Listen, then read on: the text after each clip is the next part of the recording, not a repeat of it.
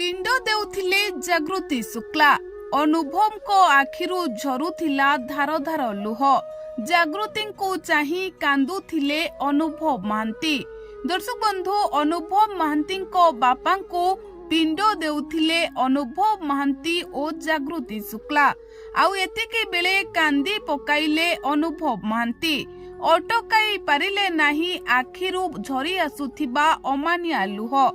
ଆଉ ଅନୁଭବ ମହାନ୍ତିଙ୍କ ଆଖି ଲୁହରେ ହୋଇଯାଇଥିଲା ଛଳ ଛଳ।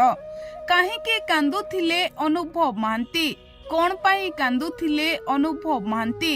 ଏହା ଜାଣିଲେ ଆପଣ ମଧ୍ୟ ଆଶ୍ଚର୍ଯ୍ୟ ହୋଇଯିବେ। ତେବେ ଦର୍ଶକ ବନ୍ଧୁ, ଆସନ୍ତୁ ଜାଣିବା ଅନୁଭବ ମହାନ୍ତି କାହିଁକି କାନ୍ଦୁଥିଲେ। ଆପଣମାନେ ଜାଣିଛନ୍ତି ଅନୁଭବ ମହାନ୍ତି ତାଙ୍କ ବାପାଙ୍କୁ ବହୁତ ଅଧିକ ଭଲ ପାଆନ୍ତି।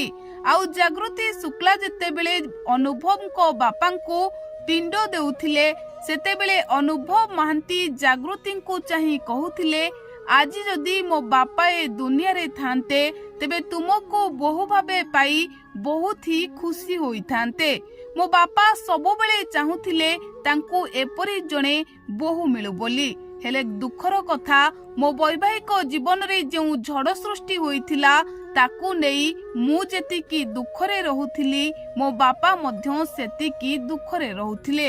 ମୁଁ ଯେତିକି ଯନ୍ତ୍ରଣା ପାଉଥିଲି, ମୋ ବାପା ବି ଠିକ୍ ସେତିକି ଯନ୍ତ୍ରଣା ପାଉଥିଲେ। ମୋ ବାପା ଚାହିଁଥିଲେ ମୋ ଜୀବନରେ ଖୁସି ଆସୁ, କିନ୍ତୁ ମୁଁ ଯେତେବେଳେ ଦୁଃଖରେ ରହୁଥିଲି, ମୋ ବାପା ସବୁବେଳେ ମୋ ପାଇଁ ଦୁଃଖରେ ରହୁଥିଲେ। ଆଉ ଆଜି ଯଦି ମୋ ବାପା ବଞ୍ଚିଥାନ୍ତେ, ତେବେ ଜାଗୃତିଙ୍କୁ ବୋହୂ ଭାବେ ପାଇ ମୋ ବାପା ଆଜି ବହୁତ ହି ଖୁସି ହୋଇଥାନ୍ତେ।